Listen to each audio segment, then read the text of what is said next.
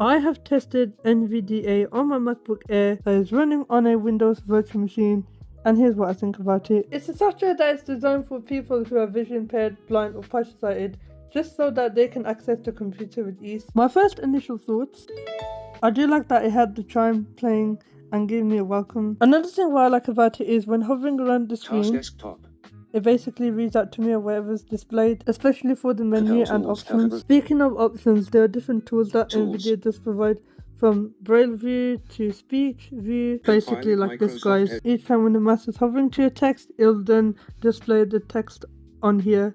That's called the speech viewer. And of course, I'm not a Brailleist, but some of you guys may use NVDA. Well, there's also a Braille viewer as well. I would say the settings are pretty straightforward to adjust, from speech, audio, and even keyboard, and there's so many other ones too. For me, I would have the speech normal, except I can just adjust the rate to make the voice a bit faster. Sorry about that if the sound is playing over me talking, guys. When it comes to audio, I like it how it allows me to split audio from NVIDIA one side and media on both sides, or maybe one side of the keyboard, which is pretty cool. With NVDA modified keys, it's literally the caps lock. Obviously my MacBook is not a Windows keyboard, so it's a lot different to that one. However, when it comes to characters and words, I do like it whenever I type on the keyboard, it'll just basically speak out the characters followed by the words each time when I type something. And of course, if you got a list, you can just literally hover up or down just to read wherever's on the list.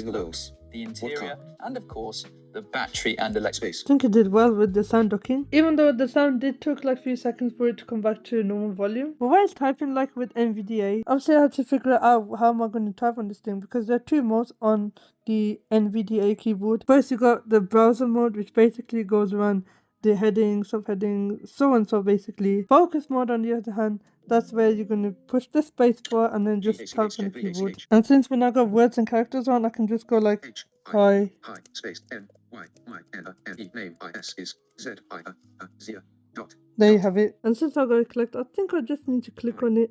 My name is Dia. And then it will just speak out to me. Problem is, when it speaks a lot, I can just press the caps lock and then just let it shut up. But overall, NVDA is a really good software in my opinion. After playing around with it and just getting to know how it works and that, I would say it is very good for someone who is visually impaired or blind, just so that they are new to the keyboard computer and how they can use it by themselves. And at least this has obviously got a screen reader, so it can basically talk to you and help you to navigate around with using the mouse and keyboard. So yeah, it's completely free, guys. You can download it through the NVDA website. And just to remind you, it's NVDA, not NVIDIA, the graphics card company.